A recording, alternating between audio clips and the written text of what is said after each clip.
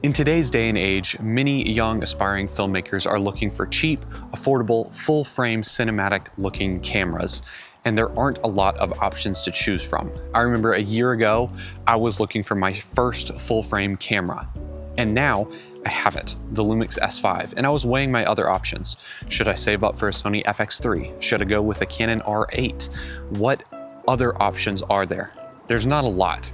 However, I think the Lumix S5 fits into a perfect spot for cinematographers and filmmakers alike. First, I want to talk about the price. The price of this camera is insanely cheap, and I bought mine for $850. And you might be thinking, sub $1,000 for a full frame camera sounds pretty good, but it gets better. As more cameras have been released lately, and with the release of the S5 Mark II and Mark II X, this camera has gone as low as $650 for a good condition used Lumix S5, as I've seen on Adorama, which is pretty reputable. I'm not talking about eBay prices here. I'm talking about actual camera stores are selling this camera for $650. It's a great deal, and I would recommend anybody who doesn't have a lot of budget, jump after a camera like this, even if it doesn't check all of your boxes. But that's what I want to get into next. What boxes does this camera check, and is it the right camera for you?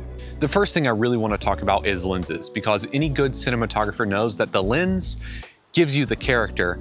The sensor is just there to capture it. And that's true no matter what camera you're using. Of course, a better sensor and a better body will capture the lens more beautifully, or in a particular way that you, the DP, might prefer. But since lenses are so important, let's focus on a camera that can have access to a bunch of lenses. Lumix is an L-mount camera system. It uses Leica L, which has a very short flange distance, meaning you can adapt almost any lens on the market to this camera. Whether it's old Sony, Canon, Nikon, Sigma, PL, vintage lenses, they all can be adapted to the Lumix S5. Now, I recently did a video talking about how cheap you can get old lenses and adapt them to a camera just like this. Specifically, for under $1,000, you can get a 24-70 2.8, a 70-200 2.8, and a few primes for all under $1,000. So if you don't have a lot of budget, instead of spending a lot of money on an expensive Sony or Canon camera, maybe focus on a camera like this and spend more money on lenses that are cheaper to adapt. Now, this being said, most lenses that are that cheap will require you to manual focus, but if you're looking to become a DP, well, you better learn how to manual focus, because that's pretty much all we do in the industry. Now, I know for many people having 4K 60 is a must for their style of shooting, and the Lumix S5 does have that. However, you have to sacrifice with an APS-C crop. However, there is a saving grace to this camera. Even though you have to crop to get 60 frames a second, you can shoot 1080p up to 180 frames a second with the full frame.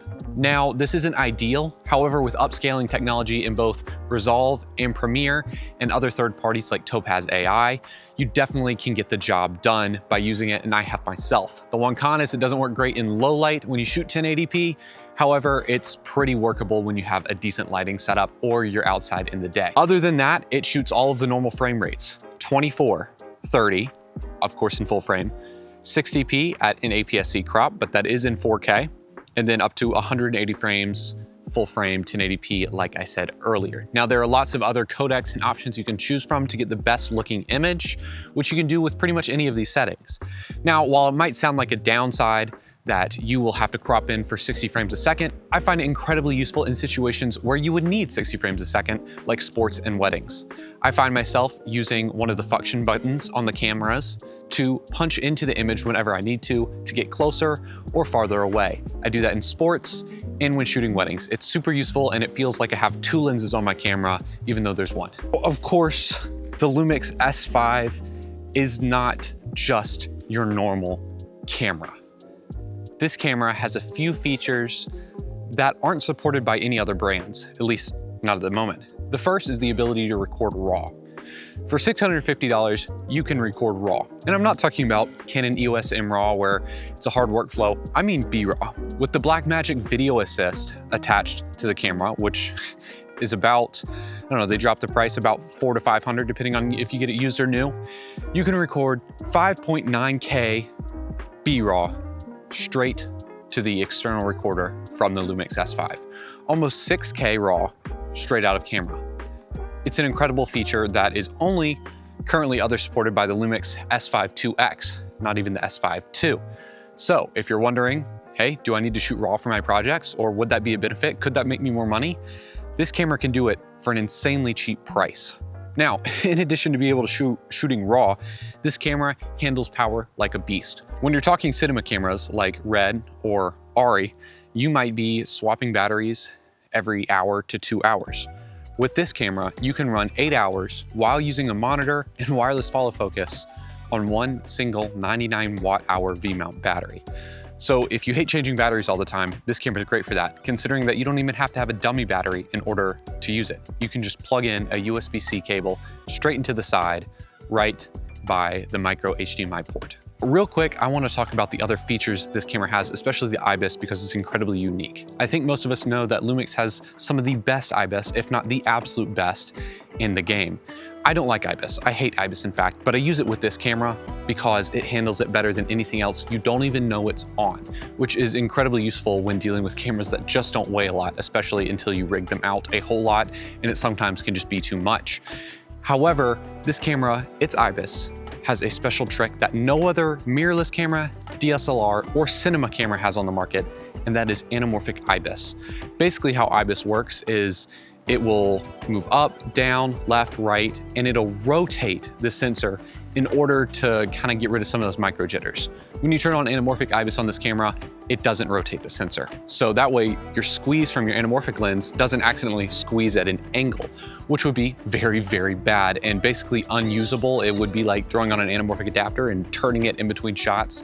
It would look really, really weird, kind of like you're going through a nether portal, but for your camera shot. But on top of having anamorphic IBIS, it has about every anamorphic D-squeeze option there is out there. So if you're not using an external monitor, and especially not one that has anamorphic custom D-squeeze, it will D-squeeze just about any anamorphic lens, including some with over 2x anamorphic squeeze.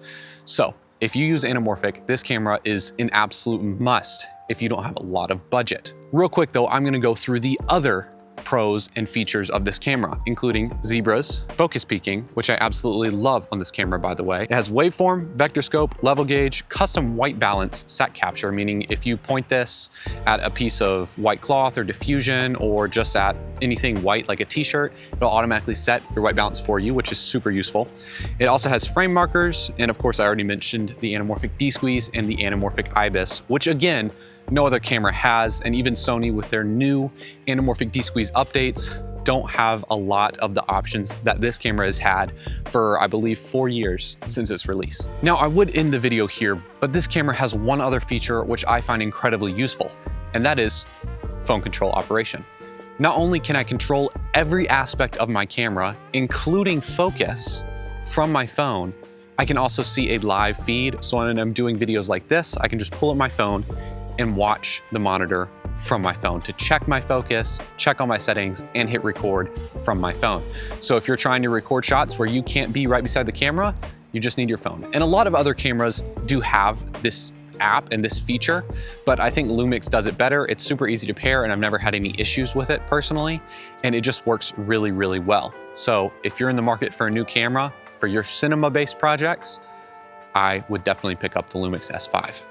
Well, if you made it this far into the video, thank you for watching. Please like and subscribe. And if you're curious any more about this camera, have any questions, or you're looking to buy, please leave a comment down below. I'm happy to answer anything and everything. Until next time.